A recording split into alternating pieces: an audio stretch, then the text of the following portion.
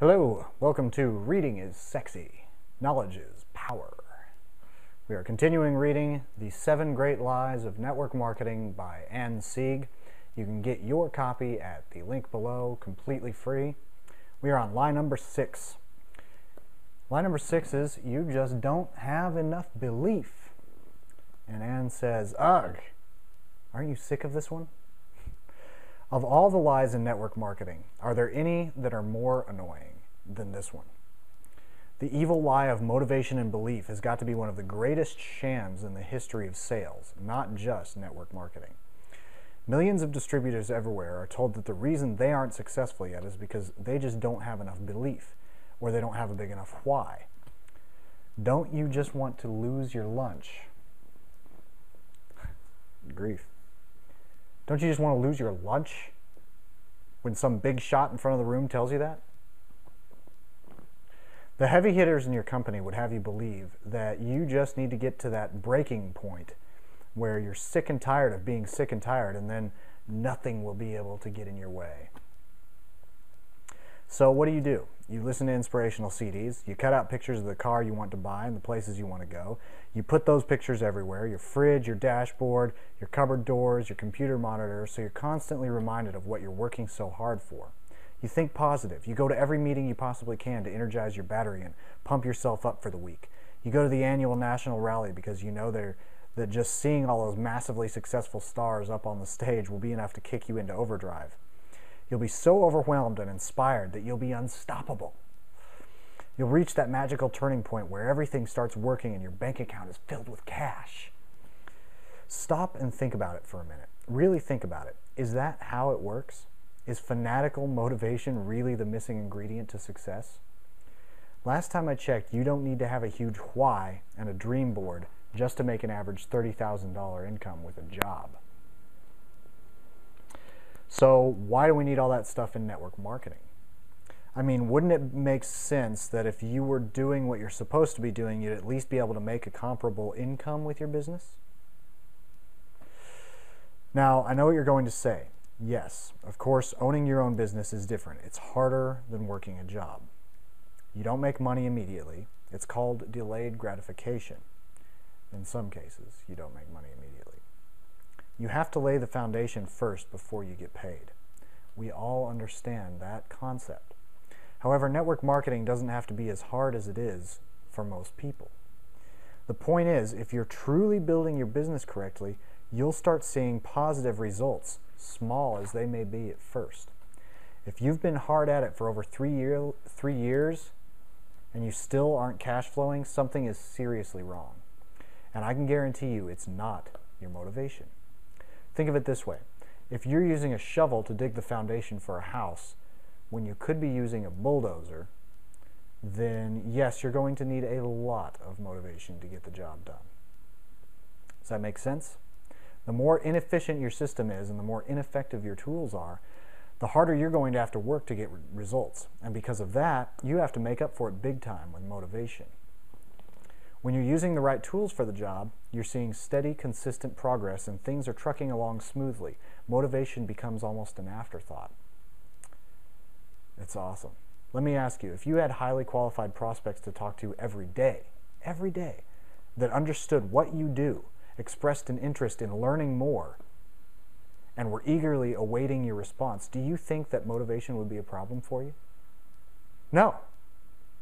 No.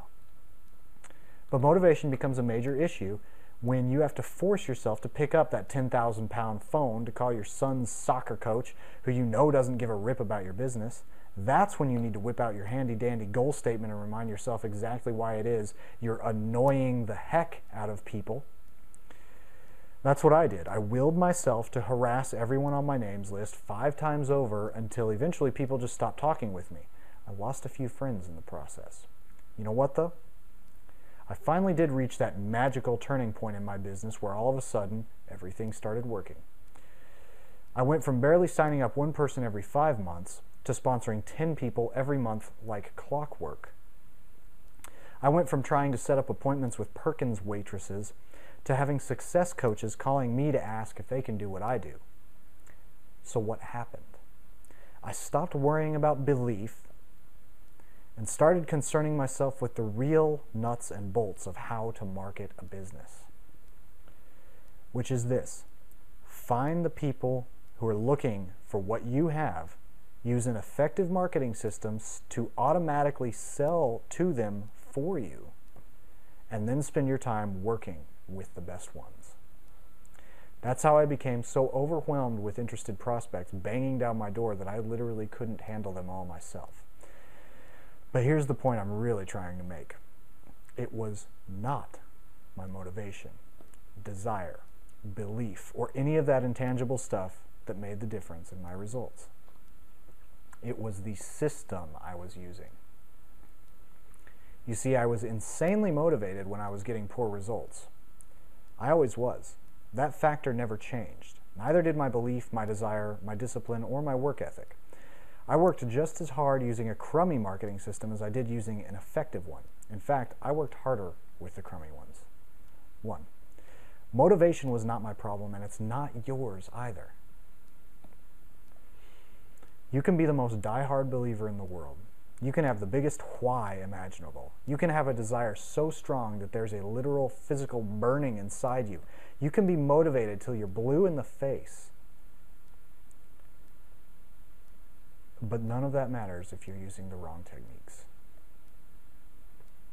If you listen to motivational tapes and you invest $50,000 into the stock market based on faulty, incomplete, and outdated advice, are you going to make money? Of course not. It's all about how you do something. Motivation isn't the solution. It's a cop-out. It's what your upline tells you when you come to them broken and discouraged, looking for answers and they don't know what else to say. It's a very easy and convenient thing to tell someone who's having a hard time in sales. You just don't have enough belief. You aren't motivated enough. You need to slap pictures up on your mirror of all the things you want in life. If you didn't know how to help a frustrated MLMer, that's probably what you'd say too. So here's what's so great about the motivational lie. You can always get away with using it as a scapegoat because no matter how motivated someone is, you can always tell them they're not motivated enough. And as long as they believe that hogwash, you never have to know what you're talking about, and you never have to give them any real solid answers to their problems. And that's why people resort to using it, because the truth is, they don't know why most of their people aren't successful. Now, I'm not saying any of this stuff is bad or that it's not important.